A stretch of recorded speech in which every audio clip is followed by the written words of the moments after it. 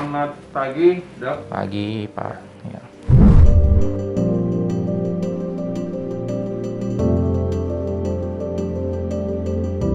Ya, terima kasih.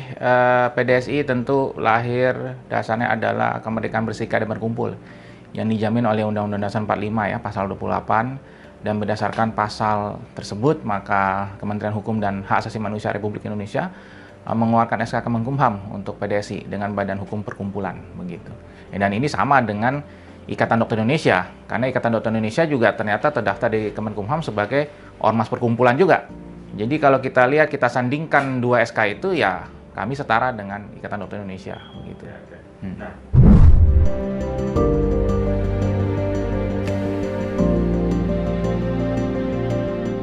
Tujuannya adalah kami mulai mungkin dari visi ya. Visi kami adalah pelopor reformasi kedokteran Indonesia ya. Kemudian misinya adalah yang pertama itu mengayomi rakyat Indonesia dan juga anggota kami, ya, para dokter gitu. Yang kedua, meningkatkan kesejahteraan rakyat dan anggota kami.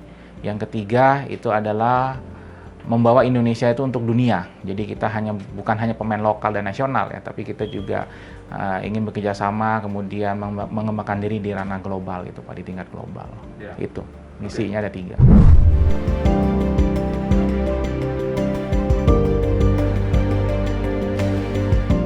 Pendiri sebenarnya termasuk saya. Ya, ada 10 orang yang pengurusnya yang kemarin namanya sudah ada kemarin ya. Yang pertama itu tentu ketua kami sendiri, Dr. Jajang Edi Priyatno, spesialis bedah, Magister Administrasi Rumah Sakit begitu ya. Beliau adalah Brigadir Jenderal Purnawirawan. Kemudian sekretaris umum saya sendiri, Dr. Evan Gustian Suwanto, spesialis kedokteran keluarga layanan primer, sarjana hukum, Magister Hukum Kesehatan. Kemudian wakil ketua umum kami juga adalah Profesor Debbie Finsky pada ya. Debbie pada Finsky MSc PhD ya. Kemudian wakil sekjen kami itu Dr. Dahlan Gunawan, itu Magister Hukum, Magister Kesehatan, Magister Manajemen beliau itu. Kemudian bendahara kami Dr. Firman Sitanggang ya, spesialis radiologi, konsultan radiologi intervensi, Magister Kesehatan. Kemudian wakil bendahara umum kami Dr. Arif El Habibi MSM. Kemudian Dewan Pelindung kami itu ada Dr. Siswanto MH MM juga. Kemudian Dewan Pengawas kami ada Dr. Hendrik Solo, spesialis radiologi, Magister Kesehatan begitu. Kemudian Dewan Pengawas kami yang satunya lagi Dr. Timbul Tampu Bolon, SH Magister Kedokteran Kerja begitu. Jadi kami semua pendirinya. Dan sebenarnya ini sudah disiapkan cukup lama sebenarnya. Jadi peristiwa Dr. Terawan itu hanyalah momentum sebenarnya. Tapi kayak saya sendiri sebenarnya dengan beberapa guru besar sudah beberapa kali ke Mahkamah Konstitusi ya, mempersoalkan masalah ini sebenarnya. Jadi dari 2017, jauh sebelum ada kisru terkait kasus Dr. Terawan ya. Nah itu memang kami memohon ke Mahkamah Konstitusi supaya kolegium ya, kolegium itu adalah misalkan kolegium spesialis, perhimpunan spesialis itu independen dari ID. Independen bukan artinya ID-nya pecah. Jadi kami belum pernah menggugat ketunggalan ID sebenarnya. Sehingga putusan MK terkait ketunggalan ID juga belum pernah ada. Ini berbeda dengan berita yang beredar bahwa putusan MK bahwa ID itu tunggal, nggak ada. Bisa dibaca risalah ini ya, sidangnya gitu ya, putusan MK itu. Jadi MK itu waktu itu menolak permohonan kami bukan karena nggak setuju dengan kami, tapi MK bilang ini bisa diselesaikan secara internal, tidak harus mengubah undang-undang, bisa dengan ADART bahwa kolegium spesialis, perhimpunan spesialis juga bisa independen walaupun di bawah payung besar ID. Jadi nggak ada istilahnya waktu itu kami menggugat ketunggalan ID. Ketunggalan ID belum pernah digugat ke Mahkamah Konstitusi. Tetapi Mahkamah Konstitusi mengabulkan satu permohonan kami, yaitu pengurus Ikatan Dokter Indonesia, pengurus organisasi profesi dokter tidak boleh merangkap di jabatan di Konsil Kedokteran Indonesia. Akhirnya, karena putusan tersebut, Ketua ID waktu itu Profesor Marsis, Ilham Utama Marsis itu diberhentikan dari Konsil Kedokteran Indonesia. Karena sebenarnya di luar negeri pun tidak pernah ada, konsil itu kan di bawah negara, dilantik oleh presiden. Jadi tidak ada wakil dari organisasi profesi harusnya. Ini kok ada gitu, karena kan dia regulator, masa yang diatur juga masuk sebagai regulator. Nah itu konflik kepentingan, dianggap konflik kepentingan oleh Mahkamah Konstitusi, sehingga sebenarnya Mahkamah Konstitusi juga anti monopolistik kan berarti, sama juga dengan kami. Cuma yang satunya tuh, yang lain-lainnya tadi hakim mengatakan itu bisa disayangkan secara internal. Tapi kalau soal rangkap jabatan ini memang sudah diputuskan nggak boleh, sehingga waktu itu Pak Jokowi langsung memberhentikan Profesor Marsis ya sebagai salah satu komisioner Konsil Kedokteran. Namun dari ID melawan balik juga, melawan presiden balik ya ke pengadilan walaupun kalah berkali-kali sampai tingkat Mahkamah Agung. Begitu kira-kira.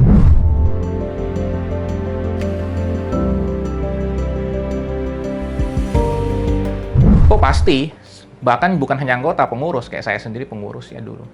Saya di kolegium malah juga, ya cukup tinggi di situ. Saya juga majelis etik di wilayah Jakarta, jadi saya juga salah satu menangani berkasnya Dr. Terawan itu. Jadi jangan dikira semua semua anggota PDS ini juga orang yang sakit hati atau apa. Bahkan kami teman ya, sampai sekarang pun masih teman karena kami tidak ada masalah personal ya dengan personil ID. Ya. Apalagi saya pribadi misalkan. Ya, jadi yang jadi masalah itu adalah ada masalah prinsip bahwa sebenarnya di luar negeri itu kemarin mungkin kita sudah lihatlah salah satu acara gitu ya kemarin ya, di salah satu TV swasta oleh pengacara terkenal itu saya hadir di situ kan.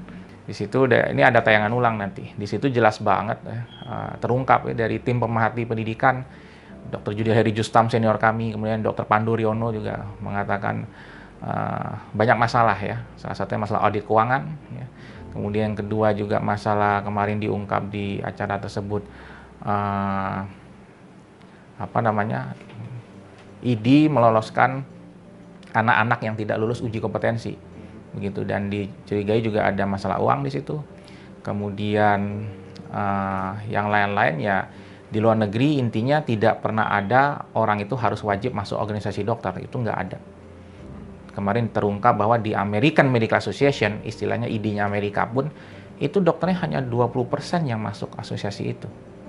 Begitu. Dan mereka tidak sebesar ID wewenangnya. Mereka tuh hanya semacam serikat pekerja dokter aja. Ya.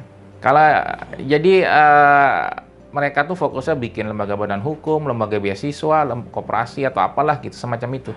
Tidak seperti ID yang mendapat wewenang negara lah istilahnya. Nah, oleh karena itu PDSI ini berbeda dengan ID. PDSI tidak memposisikan diri sebagai tandingan ID. Karena kami nggak mau punya wewenang sebesar ID. Jadi kami ingin seperti di luar negeri, bahwa asosiasi profesi itu bukanlah suatu asosiasi yang seakan-akan bertindak sebagai negara dalam tanda petik. Perizinan lah ya kan, soal rekomendasi izin praktek lah, walaupun katanya cuma rekomendasi. Kemudian juga masalah boleh tidaknya metode tertentu lah, boleh tidaknya spesialis baru muncul lah, ya kan, standar pelayanan lah. Bagi kami serahkan semua ke negara lagi gitu ya, dalam hal ini Konsil Kedokteran maupun Kementerian Kesehatan.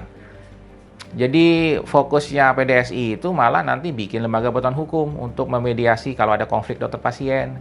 Kemudian koperasi mungkin, entah itu koperasi kita beli alat kesehatan atau obat rame-rame, semua dokter bisa dapat alat kesehatan yang murah dan obat yang murah tuh gitu ya. Kemudian juga lembaga beasiswa untuk adik-adik kita gitu yang dokter umum atau dokter spesialis yang kesulitan biaya. Jadi beda ya. Jadi makanya kami itu nggak sama sekali bukan saingan atau tandingan gitu. Kalau tandingan kan wewenangnya sama, itu berebutan kekuasaan siapa yang lebih berwenang. Kalau kami enggak, karena kami sendiri itu memposisikan diri sebagai pelopor reformasi.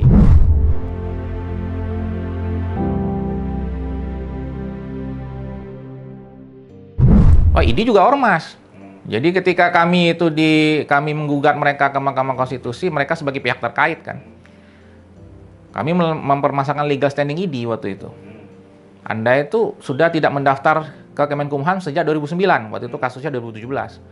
Kemudian teman-teman ID ini mengatakan, kami organisasi profesi, kami bukan ormas. Ditegurlah Hakim MK, nggak bisa, Anda itu tetap ormas. Nah, gara-gara itu tahun 2020, ID kembali lagi mendaftarkan diri di Kemenkumham sebagai ormas tadi, saya bilang. Ormas perkumpulan, ini saya ada nih di sini, SK mereka juga. Terbuka kok di webnya Kemenkumham. Permasalahannya adalah, saya sering bilang ke DPR, ya, Indonesia belum punya undang-undang organisasi profesi. Masa hanya gara satu pasal, misalkan organisasi profesi untuk dokter adalah Ikatan Dokter Indonesia. Harusnya kan ada dong mekanisme pengawasannya gimana, mekanisme pilihan pengurusnya gimana. Hanya karena satu kalimat itu ya akhirnya yang berbahaya. Indonesia belum punya undang-undang organisasi profesi, sehingga tidak ada organisasi profesi yang ngaku organisasi profesi itu berbadan hukum organisasi profesi itu nggak ada.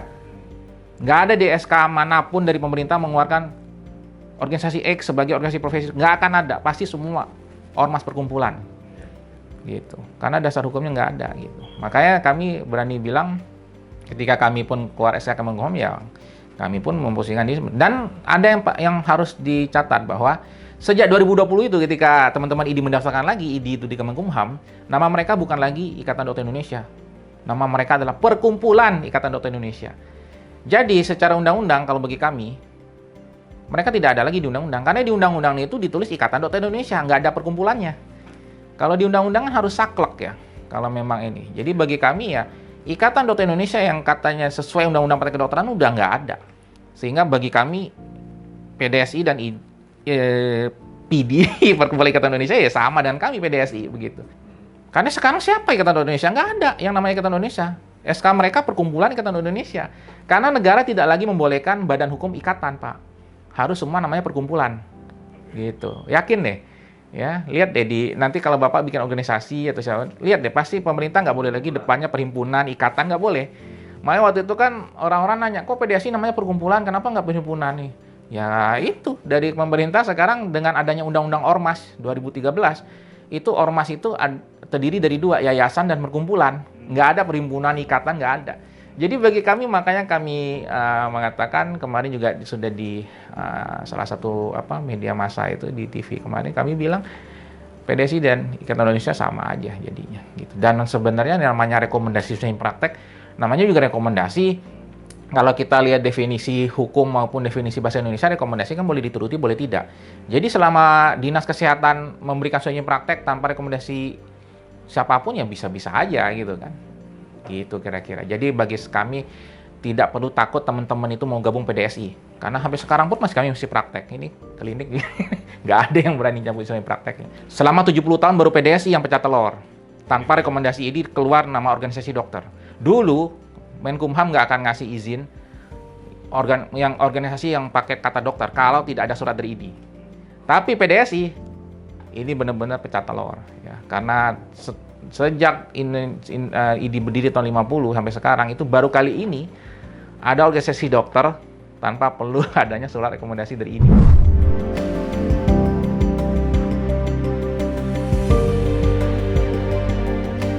Bagi kami enggak juga ya.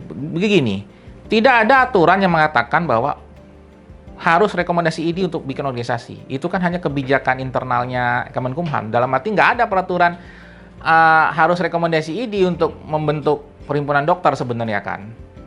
Nggak ada aturan tertulis. Jadi itu hanya suatu kebiasaan.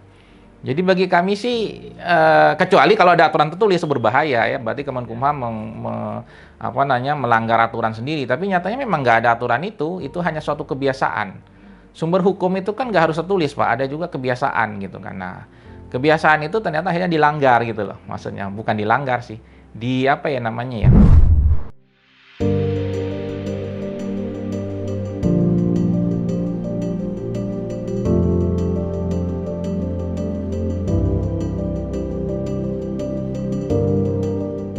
Dr. Terawan kemarin sudah masuk secara resmi ya.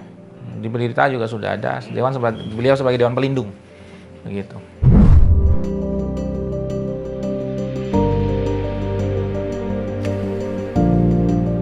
Oh, ada. Semalam di acara kemarin saya sudah sebut terang-terangan ya.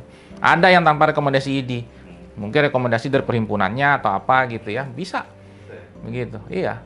Karena sempat juga kejadian salah satu sejawat kami gitu ya yang nggak dikasih rekomendasi. Akhirnya ya menjadi polemik gitu ya. Makanya bahaya. Karena apa? Karena kan bisa aja like and dislike di situ. Kadang nggak dikasih rekomendasi itu karena like and dislike. Nah inilah berbahaya begitu ya. Padahal harusnya kan patokannya jelas. Kenapa dia nggak dikasih misalkan? Iya. Dan lagian ya saya ingin kasih tahu. Di aturan itu SIP itu akan tetap berlaku sepanjang STR dari KKI itu masih berlaku juga.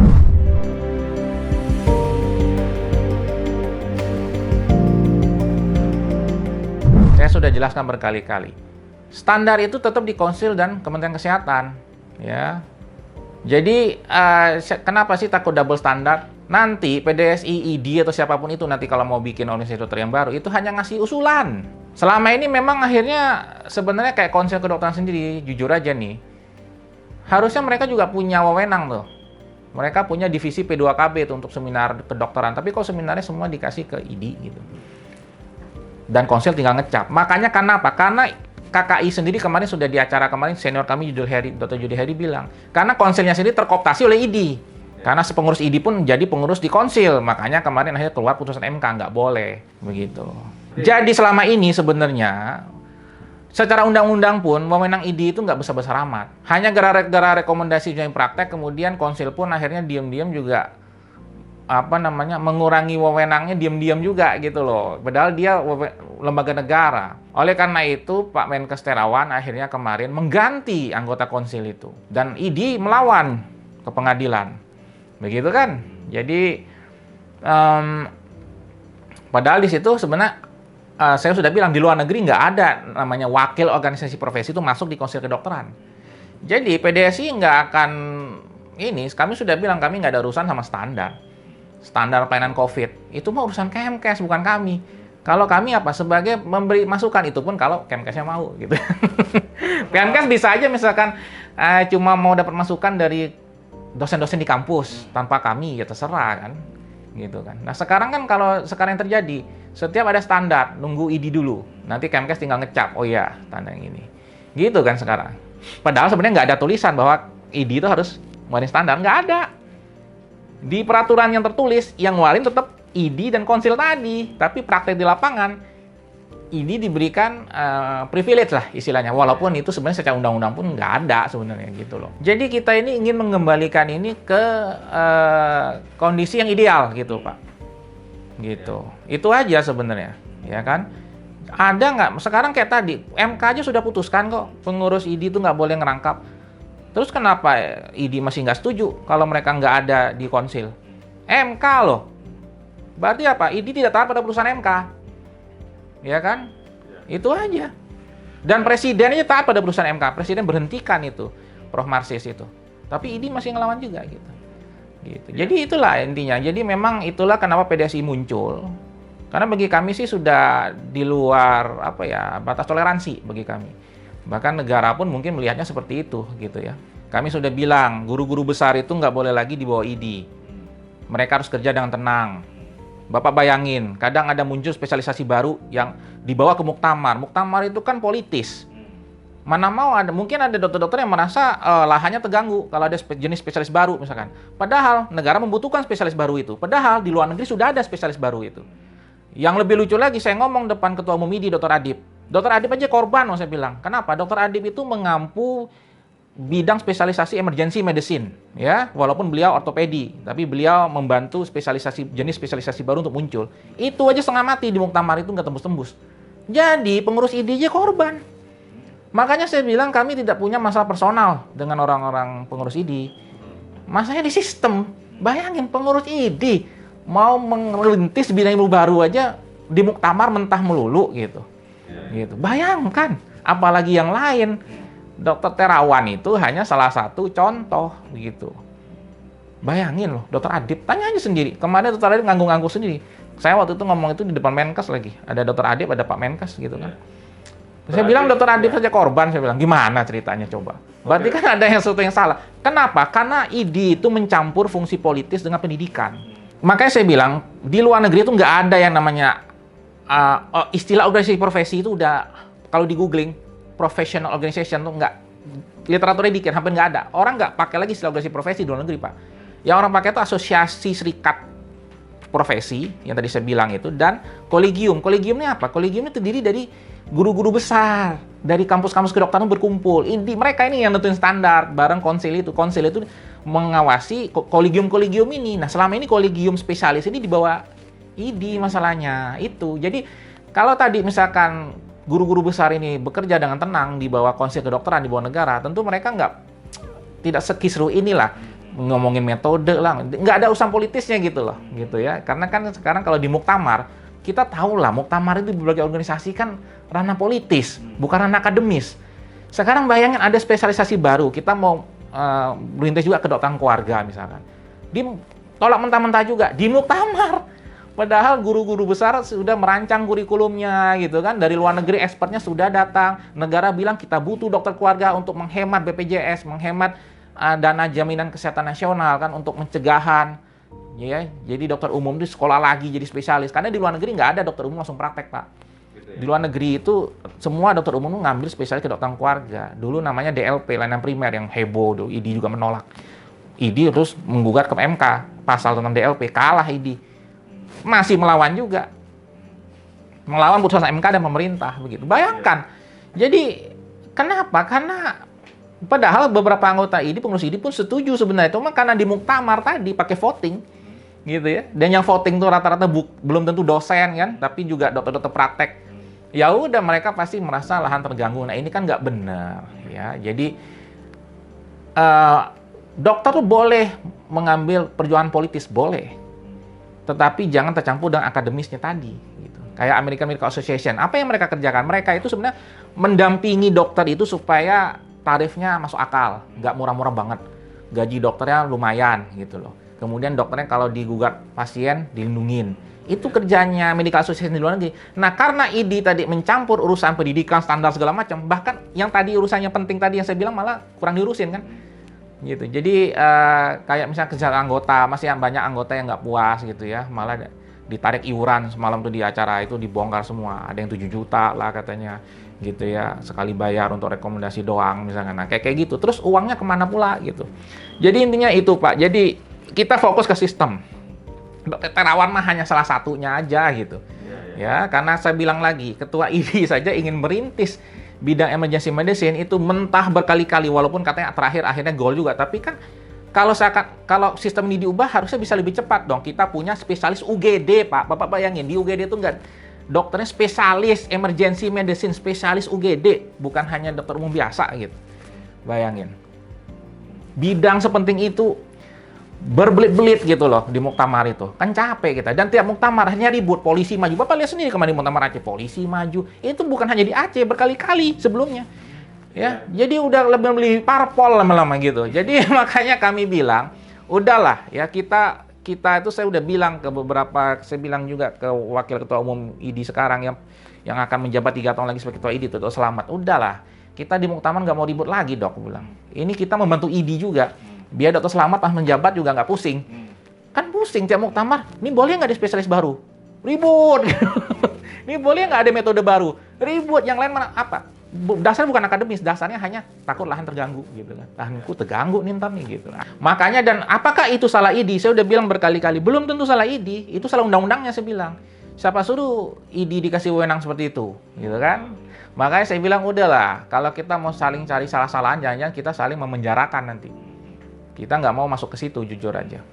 Jadi kami bilang, fokuslah untuk pengubahan undang-undang. Kita juga nggak mau membubarkan ID. Walaupun ada anggota DPR bilang bubarkan ID.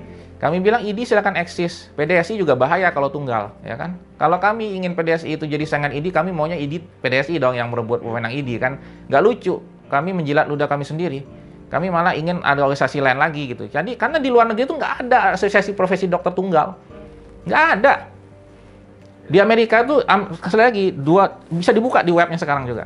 American Medical Association itu anggotanya cuma 20% dari dokter yang ada di Amerika.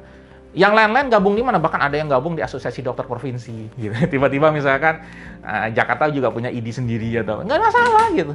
Dengan nama yang berbeda, nggak ada masalah. Karena standarnya lagi-lagi apa? Di Konsil dan Kementerian Kesehatan di negara.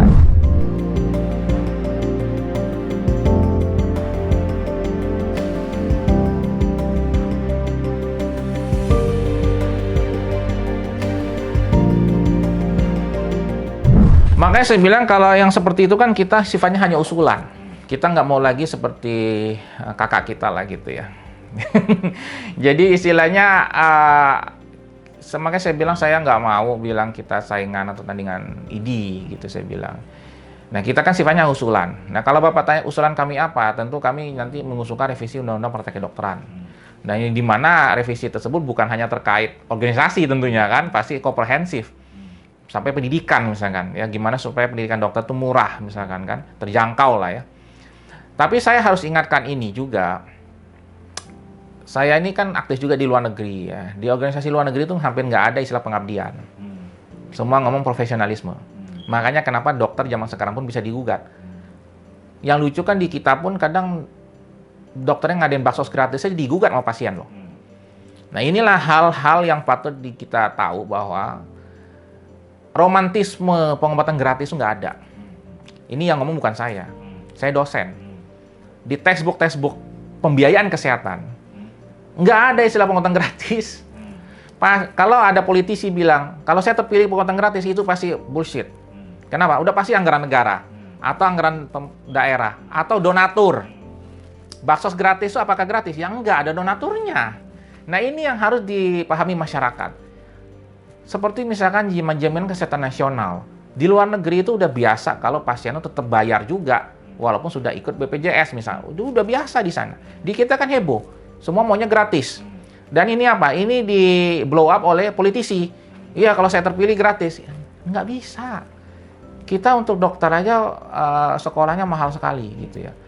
Dan di luar negeri pun apakah murah? Ya mahal. Kadang masyarakat bilang kita kenapa sih nggak kayak di luar negeri? Ya tahu sendiri, di Amerika berobat batuk pilek aja bisa 2,5 juta tarifnya sekali berobat batuk pilek. Karena saya kan aktif di luar negeri, saya tahu. Kemudian pasien saya juga ada yang berobat di sana kalau lagi liburan kan. 2,5 juta dok katanya gitu. Ya, nah gimana? Intinya gini. Kami misalkan ya, terkait misalkan konflik dokter pasien nih, sengketa dokter pasien. Kami berharap kita nggak kayak Amerika. Kenapa? Di Amerika tuh kenapa batuk pilek mahal 2,5 juta? Kayak itu beban asuransi profesi dibebankan ke pasien. Kenapa? Dokter-dokter ikut asuransi semua. Kalau digugat, asuransi yang bayarin. Akhirnya preminya siapa yang kena? Pasien. Apakah kita mau seperti Amerika? Dikit-dikit gugat dokter, terus dokternya kan ini kan ikut asuransi. Akhirnya biaya batuk pileknya 2,5 juta. Nah, kita kan nggak mau kayak gitu. Makanya PDSI jujur aja ya, terkait sengketa dokter pasien. Satu, kita maunya mediasi. Bahkan kami maunya dokter pasien itu menyelesaikan dulu masalah di antara mereka berdua. Karena itu perdata. Hubungan personal dokter pasien. Jangan sampai pengacara udah masuk. Ya kan? Walaupun saya juga pengacara nih. Ya, saya advokat. Nah, jadi jangan sampai pihak ketiga masuk dulu, karena yang penting kan ada trust di situ.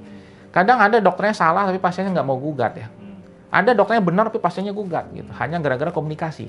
Jadi ke depan PDSI mendorong misalnya kalau sengketa dokter pasien, kita maunya dokter pasien tuh ngeluarin akta dulu, akta mau berdamai atau akta nggak mau damai. Kalau saking mentok nggak mau damai, baru pihak ketiga mediator, itu pun ada mediator untuk mendamaikan dulu.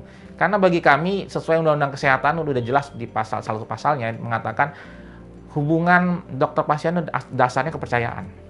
Jadi janganlah kita otak-atik, kita politisasi, apalagi wartawan kadang blow up. Di Amerika tuh nggak ada lagi orang yang memblow up malpraktek, karena hal yang biasa digugat ya udah asuransi yang bayarin gitu loh. Kayak kita tabrakan mobil kan ada asuransi. Ngapain tabrakan mobil juga di blow up, kan nggak lucu gitu. Itu kira-kira untuk sengketa dokter pasien.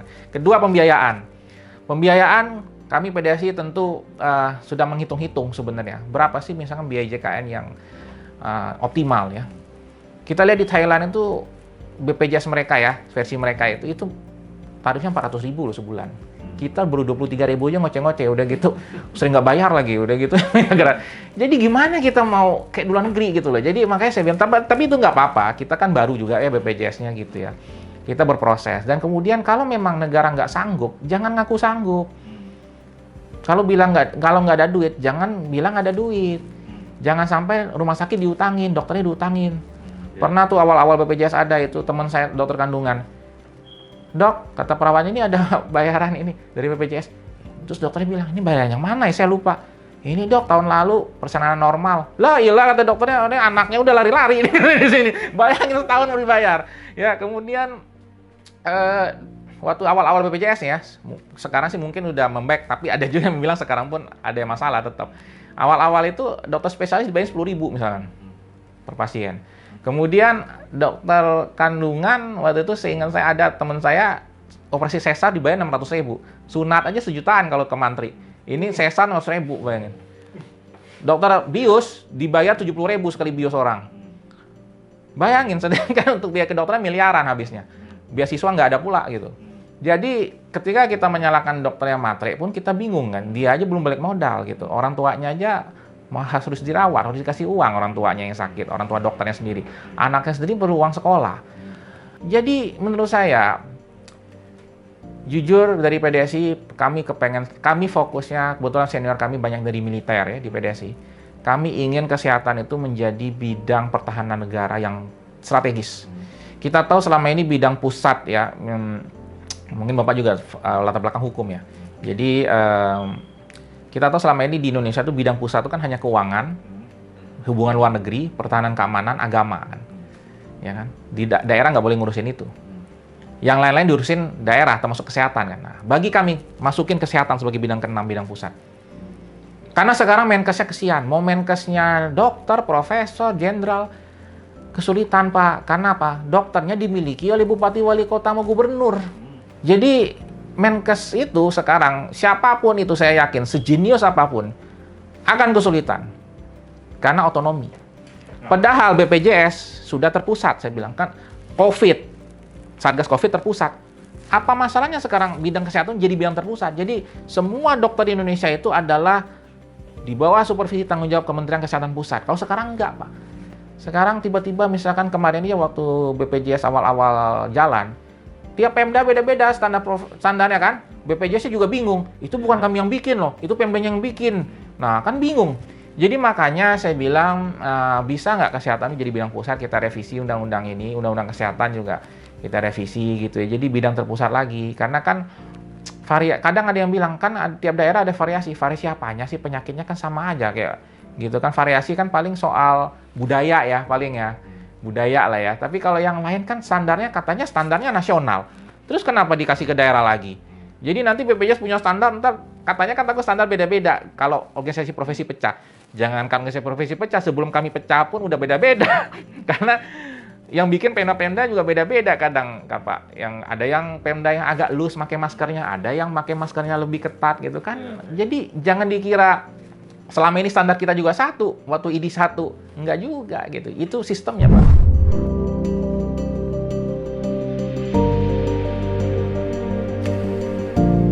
Kami mendukung sekali kan, makanya kami tentunya mendukung misalnya teman-teman dari Universitas Pertahanan. Unhan itu punya Fakultas Kedokteran Militer, di mana itu gratis, Pak. Makanya saya kemarin sudah menghubungi dekannya Unhan, dekannya kedokteran Unhan. Ayo kita bantu promosikan, mungkin dengan media ini kami promosikan, bahwa silakanlah anak-anak Indonesia yang ingin menjadi dokter, silakan mendaftar salah satunya di Fakultas Kedokteran Universitas Pertahanan. Ya, memang syaratnya cukup ketat ya, fisik harus kuat karena akan arahnya ke arah dokter militer, kemudian juga IQ 120 gitu ya, dan nilai-nilai harus bagus. Jadi itu yang mungkin sekalian ini saya juga ungkapkan di sini begitu ya. Jadi kalau selama kita punya usaha sih ada aja beasiswa ya, dari Kementerian Keuangan pun ada LPDP gitu kan. Jadi sebenarnya kan tergantung usaha lah ya. Jadi jangan teman-teman saya juga beberapa itu dapat beasiswa juga, entah itu dari institusi agama, entah itu dari rumah sakit. Misalkan yang ngambil spesialis pun banyak juga yang dibiayai oleh rumah sakitnya gitu. Dulunya dia dokter umum, kemudian. Jadi hal-hal seperti itu yang harus kita promosikan gitu. Dan memang kemarin itu juga menjadi PR gimana sih supaya dokter itu mau ke daerah. Kalau saya sih jujurnya jadi bidang terpusat tadi, biar dokter-dokter disegani. Karena selama dokter itu dimiliki oleh Pemda, Pemdanya kadang alasannya kita nggak ada duit gitu. Kalau saya akhirnya kadang kan ditekel pemerintah pusat tuh. Kalau saya sih jujur, bisa nggak sih pemerintah daerah juga dikasih target kapan terus Anda tuh bisa mandiri membiayai kesehatan? Kapan Anda bisa biayain dokter spesialis? Kapan Anda bisa nyediain rumah dinas atau mobil untuk dokternya gitu? Dokternya di daerah kalau nggak pakai mobil pakai apa itu? Kalau mutar ke sana kemari, gitu kan? Nah itulah maksud saya, jangan hanya menyalahkan itu dari sisi profesi dokternya, tapi ada nggak komitmen dari Pemdanya, pemerintah pusat begitu ya? Jadi fasilitasnya disediakan begitu kira-kira. Kemudian kalau memang mau maksa orang ke daerah, dia emangnya sekolahnya dibiayai negara? Kalau nggak dibiayai negara bisa nggak maksa orang? Kemarin akhirnya katanya pemerintah melanggar hak asasi manusia loh ketika memaksa dokter spesialis ke daerah karena ternyata nggak ada beasiswanya.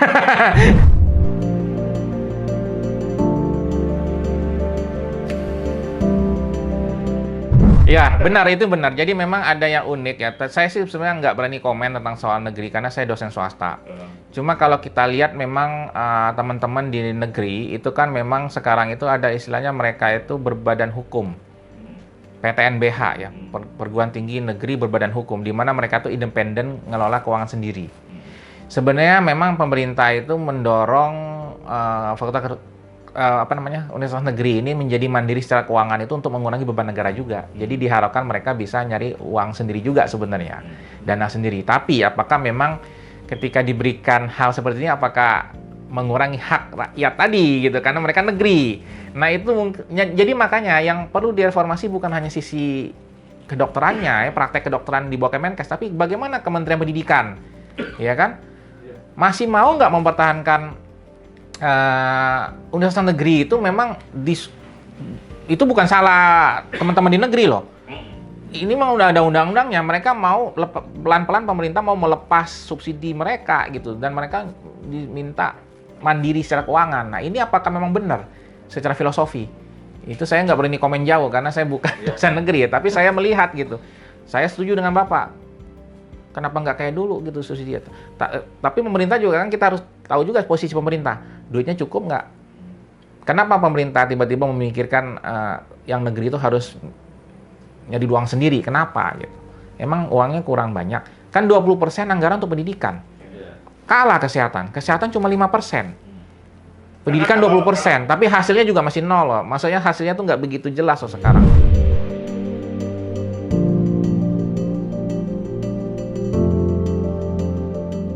Jujur ya.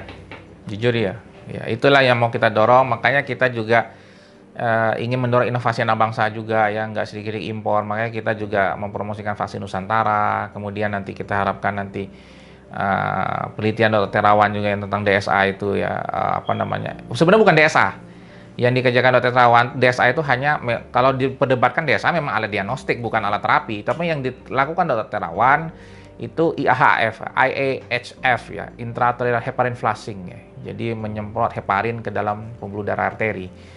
Ya, itu kan yang dikerjakan beliau. Nah, itu kan bagi kami ya memang harus disempurnakan. Yang menjadi permasalahan kemarin di acara TV kemarin juga kan sudah jelas saya ungkapkan. Nggak mungkin sanksi etik terkait hukum perizinan. Nggak mungkin. Hukum perizinan itu, saya sebut aja acara Hotman Paris gitu. Bang Hotman Paris dia bilang, ini kok putusannya kayak pro justisia katanya. Dan kemudian diminta Dr. Terawan yang membuktikan. Kalau napi aja dikatakan bersalah walaupun dia nggak hadir persidangan, itu kan harusnya ada buktinya bahwa memang dia bersalah. Harusnya ID membuktikan memang Dr. Terawan bersalah, tapi ID pun ternyata tidak pernah meneliti apakah Dr. Terawan salah apa enggak gitu kan metodenya. Nah itulah yang jadi masalah. Jadi etik sekali lagi di luar negeri itu American Medical Association, British Medical Association tidak punya majelis etik Pak. Makanya PDSI tidak punya majelis etik. Kami punya dewan etik tapi bukan main hakim-hakiman. Karena kami lihat di luar negeri pun nggak ada majelis etik. Yang ada tuh majelis disiplin di bawah konsil. Kita sudah punya majelis disiplin kedokteran. Memang di bawah negara itu.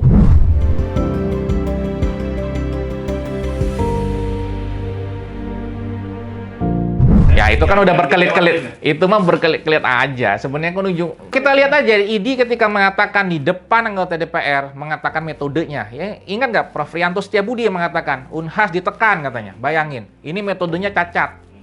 Tapi nanti ID ngomong lain lagi gitu kan. Udah jelas-jelas ini ngomongin metode. Kenapa ngomongnya nggak datang inilah, nggak datang itu. Dr. Terawan sudah datang. Saya klarifikasi karena saya juga majelis etiknya. Tapi masalahnya ID selalu nggak puas, akhirnya Dr. Terawan nggak mau datang lagi. Intinya kan itu. Yang dikerjakan Dr. Terawan itu adalah meneliti kondisi pasien sebelum dan sesudah diterapi. Yang dimauin ID, ada kontrolnya, ada yang diterapi standar, yang nggak dikasih terapi Dr. Terawan, terus dibandingin. Sedangkan Dr. Terawan bilang, nggak etis, karena semua pasien saya datang pasti mau diobatin sama saya. Masa satunya nggak saya obatin? Gitu. Saya ingin ingatkan, karena saya majelis etik. Saya juga komisi etik penelitian, Pak. Saya S3 saya etik nih, ya, sedang ujian akhir saya. Yang namanya bukti, evidence di kedokteran, itu bukan hanya semacam, tapi ada 4 level. Ya, rata-rata 4 level, ada level 1, 2, 3, 4. Yang sama lah kayak tadi kita dihukum. Sebenarnya logika hukum sama kedokteran mirip. Kayak tadi kan ada undang-undang. Terus kalau nggak ada undang-undang ada kebiasaan. Kalau nggak ada kebiasaan jurisprudensi. Jurisprudensi nggak ada atau traktat perjanjian internasional. Perjanjian internasional nggak ada, apa yang terakhir? Pendapat ahli. Pendapat ahli hukum. Sama dengan kedokteran. Bahkan nih, kalau mau ngomong, pendapatnya Dr. Terawan aja udah evidence loh sebagai ahli. Itu diakui di kedokteran. Entar saya kasih nanti segitiga evidence level di kedokteran. ketika ada COVID, semua orang nggak tahu. Akhirnya ada nggak buktinya? Nggak ada kan? Virusnya aja waktu itu belum jelas. Yang ditanya siapa? Ahli kan? Ahli virus. Ya kan? Ahli coronavirus misalkan. Ya makanya saya bilang, level itu banyak. Dan dokter terawan ini antara levelnya 2 atau 3, walaupun belum level 1. Apakah langsung boleh dilarang? Ya enggak lah. Saya ungkapkan besar ini terang-terangan di sini. Obat untuk anak-anak itu rata-rata belum ada evidence-nya yang jelas. Apakah mau menangkap semua spesies anak di Indonesia? Ya, tahu nggak kenapa obat-obat untuk anak-anak tuh nggak jelas buktinya? Nggak etis neliti anak-anak. Mau nggak anak jadi bahan percobaan? Susah kan? Makanya dokter anak yang baik biasanya nggak sembarangan ngasih obat ke anak-anak. Kemudian puyer-puyer. Emang puyer-puyer yang dibuat itu sudah diteliti semua? Yang dibuat oleh para dokter, masing-masing dokter. Kadang tiap dokter beda kan? Udahlah, bagi saya jujur aja, teman-teman yang mengatakan ini dokter terawan nggak ada bukti, bagi saya munafik. Anda tiap hari bikin puyer. Mau nggak puyer kamu saya teliti sekarang? Sesuai evidence apa enggak? Bongkar semua Pak. Di Indonesia kalau mau. Jadi saya ini nih. Yang tertinggi itu kan randomized control trial, RCT itu, pakai kontrol. Tapi ada beberapa kayak misal operasi bedah saraf, bedah otak. Itu nggak mungkin lah sampelnya banyak. Tetap dikerjain kok, walaupun levelnya evidence-nya belum tinggi. Itu sudah diungkapkan Dr. Tony Setiabudi, rekan kami di Singapura, Mount Elizabeth. Dia dokter umum di Australia, ngambil bedah di Australia, sekarang praktek di Singapura. Kemarin dia bikin video tentang dokter terawan. Dia ngomong sama persis kayak saya ini. Banyak prosedur bedah, ini yang ngomong bukan orang sembarangan loh. Kerjanya di Mount Elizabeth Hospital, walaupun WNI.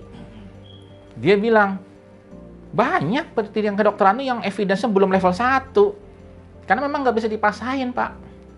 Masa kita paksain orang semua di black gitu, hanya untuk melihat bukti, gitu loh. Dan apakah testimoni pasien bukan bukti? Omong kosong. Kalau Anda seorang dokter berani bilang testimoni pasien bukan bukti, berbahaya banget. Kenapa? Berarti Anda praktek nggak perlu wawancara pasien dong. Kan Anda sendiri yang nanya, Pak, gejalanya apa, Pak? Udah baik kan belum, Pak? Obatnya bikin pusing nggak? Itu testimoni atau enggak? Saya tanya. Jadi please, ya, saya nggak tahu apakah rekan-rekan dokter yang lain nggak tahu atau pura-pura nggak tahu, hanya karena like and dislike. Itu aja. Iya, jadi nggak bisa disamakan yang dilakukan dokter terawan dengan placebo tongkat Perkins. Tongkat Perkins itu hanya tongkat dan memang belum pernah diteliti zaman itu. Sedangkan dokter terawan ini sudah menjadikan itu disertasi S3 yang nguji banyak, profesornya begitu kan. Nah, sekali lagi saya bilang evidence level ya, bukti itu di kedokteran itu ada levelnya. Nggak semua harus level 1. Obat untuk anak-anak itu banyak yang belum jelas evidence-nya begitu. Karena memang nggak etis meneliti anak-anak. Ya gitu kan. Sama nih, apakah memang orang stroke terus bisa kita teliti gitu kan? Etis nggak orang stroke mau minta pertolongan terus kita bilang, oh Anda kita jadiin kontrol gitu kan? Bahkan blinded gitu. Blinded artinya RCT, double blinded itu artinya antara yang diteliti, semua yang diteliti ini pasiennya nggak tahu dia dapat obat beneran atau obat placebo. Sedangkan dia butuh pertolongan, ini orang stroke nih. Etis nggak kira-kira? Itu aja saya tanya. Jadi jangan sampai hanya demi bukti atau bahkan demi like and dislike kemudian menyesatkan masyarakat soal RCT-an ini. Ya, itu aja. Ya. Nggak usah jauh-jauh lah vaksin COVID dan segala macam. Apakah memang sudah level 1 buktinya? Udah disuntik sekian banyak orang gitu. Ada nggak yang meninggal gara-gara divaksin?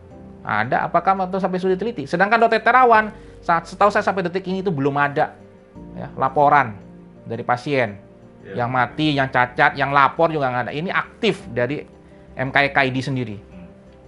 Kenapa ini yang kasusnya ini hanya jadi aktif gitu kan? Makanya sebenarnya udahlah dihukum, diilmiah. Kita nggak sekaku itu kok. Saya juga orang hukum. Kita tahu lah hukum itu orang kira kaku banget. Kan ada komanya. Bisa aja kita misalkan bahkan ngelawan orang lain ya kalau kita dalam terancam bahaya. Kedokteran juga begitu. Janganlah menjadi dokter yang nggak ada seninya sama sekali. Saya ingin jelaskan, evidence-based medicine itu bukan hanya satu aspek. Oh, selama ini yang digembor-gemborkan hanya aspek bukti. Salah. Evidence-based medicine atau EBM itu ada 3 komponen. Komponen pertama bukti, benar. Bukti yang katanya nanti harus levelnya kalau bisa setinggi-tingginya. Walaupun saya bilang levelnya banyak. Dan nggak bisa dipaksain semua ke level 1 karena mungkin terkendala etika penelitian. Jadi saya bilang, anak-anak misalnya nggak bisa diteliti, ya sudah nggak bisa. Levelnya tinggi gitu. Yang kedua, masalah keahlian dokter itu sendiri dan pengalaman dokter sendiri. Jadi gini, saya ambil contoh. Ada jenis operasi yang lebih update, yang lebih terbukti efektif. Tapi kalau dokter bedah ini belum dilatih untuk ngelakuin itu, dia lebih terbiasa dengan teknik yang lama. Dia tetap pakai teknik yang lama dong. Gitu. Yang ketiga, nilai dari pasien sendiri. Jadi jangan dikira IBM itu tidak memasukkan unsur pasien. Ya. Ada. Misalkan kita sudah tahu nih, Pak, ini ada terapi terbaru terupdate. Kemudian pasien ini bilang, ini melanggar iman kepercayaan saya. Ada teman-teman bahkan pasien yang nggak mau ditransfusi karena itu keimanan dia nggak boleh darah itu diganti-ganti. Apakah kita maksa? Nggak bisa. Jadi inilah yang kurang. Kebetulan saya juga di kampus kami, saya tim pengajar humaniora. Yang kita ajarkan tuh sisi humaniora kedokteran, itu bidang saya memang. Selama ini orang mikir dokter itu IPA melulu. Di luar negeri itu anak kedokteran itu, anak IPS pun bisa masuk, Pak. Ini yang harus saya garis bawahi. Karena dokter itu sebenarnya setengah IPA, setengah IPS. Kalau dia 70% IPA aja itu mulai goyang sebenarnya. Kenapa? Dia nggak ada sisi humanis ya, Pak. Nah, kalau dia nggak ada, iya betul. Dia ngomongin bukti mulu. Terus dia ntar ngomong gini, Pak, umur Bapak nggak lama lagi sesuai bukti. Apakah bisa begitu? Gitu. Stres nggak kita? Gitu, ya. Jadi makanya saya bilang inilah yang kurang, ya. Saya nggak bisa juga salahin teman-teman dokter. Sekarang kurikulum di Fakultas Kedokteran anak-anak sekarang ini udah mulai kita ubah. Di Jerman bahkan apa di mana saya lupa, itu bahkan untuk masuk kedokteran aja itu anak-anak itu sebelum masuk disuruh jadi anak angkat di suatu keluarga angkat, dan keluarga angkat itu masyarakat sekitar kampus. Nanti sebulan suruh tinggal di situ, nanti ditanya anak ini cocok nggak jadi dokter. Bayangin, bukan hanya tes kepintaran tuh. Terus anak-anak itu juga kadang sebelum masuk koas itu, sebelum magang di rumah sakit, walau semester 1 udah disuruh beresin tempat tidur pasien, interaksi dengan pasien. Nah ini yang kita kurang. Sama nih. Kadang bukan, jangankan dokter terawan. Kalau saya ya, misalkan saya nggak ada hubungannya sama dokter terawan. Saya nggak ada hubungannya sama DSA. Saya kenalnya dokter terawan juga belum lama, ya kan. Jadi saya hanya ingatkan, misalkan ya, sering orang bilang, wah dokter terawan kayak batu ponari, itu juga sama tuh katanya. Kan sering sih. Terus saya mikir, apakah yang dilakuin Ponari itu juga sesuatu yang sangat konyol juga? Bagi saya enggak ya. Kenapa? Kenapa kamu dokter katanya ada bukti tapi orang lebih percaya sama Ponari? Apakah kamu nggak malu? Itu aja sih PR. Bagi saya itu lucu aja gitu kalau seorang dokter kemudian dia nggak berhasil merefleksikan diri gitu ya. Memang benar yang dilakukan Ponari misalkan memang hanya batu dan ini dan memang nggak ada bukti, iyalah ya. Tapi kalau saya nih ya, kan dari sisi humaniora gitu, karena saya memang pengampu ilmu sosial di kedokteran. Kalau dosen lain kan ngajarin jantung, paru semua. Kalau saya memang sisi humanioranya saya ajarin. Sosiologi, budaya, hukum itu bagian saya dosennya. Saya hanya melihat, kok Ponari bisa lebih dipercaya daripada kita ya? Apa yang terjadi? Apakah karena masyarakat kita kurang literasi? Apakah dokter kita juga kasar gitu ya, sehingga tidak berhasil mengambil hati masyarakat begitu misalkan gitu kan. Nah, itu kan refleksi sebenarnya, bukan malah menertawakan. Itu kalau saya ya, saya nggak tahu kalau teman-teman dokter yang lain. Jadi makanya saya bilang, kalau misalkan ya, saya ini juga ada yang namanya standar bagaimana memberitahukan berita buruk. Itu juga sekarang kami ajarkan ke mahasiswa. Kalau misalkan pasien ini stadium 4 kanker, bagaimana cara menyampaikannya begitu. Nah, oleh karena itu juga bahkan PDSI juga memikirkan perihal antrian. Gimana kalau antriannya bejibun? Kami nggak mau lagi menekan teman-teman dokter. Pengabdian, apa. Sekarang bayangin di puskesmas, pasiennya 100. Gimana dia mau berkomunikasi dengan baik? Walaupun sudah dilatih tadi saya bilang, misalkan cara menyampaikan gimana kalau misalkan udah nggak ada harapan gitu kan. Nggak mungkin kan, pasiennya 100. Kalau dia lama, yang di depan udah ngoceh-ngoceh kan. Nah, masalah ini nggak bisa hanya nyalain dokternya, ya kan. Sistemnya ini udah amburadul ya. Antrian gitu kan, semua bisa nggak masyarakat itu juga kan pas COVID-nya udah bagus nih, ada aplikasi. Kadang kan karena dokternya rumah sakit penuh, klinik penuh, akhirnya kan ada edukasi lah ya, jadi bisa isolasi sendiri di rumah. Itu yang harus kita lanjutkan. Ini sudah momennya udah pas nih pandemi ini saya lihat.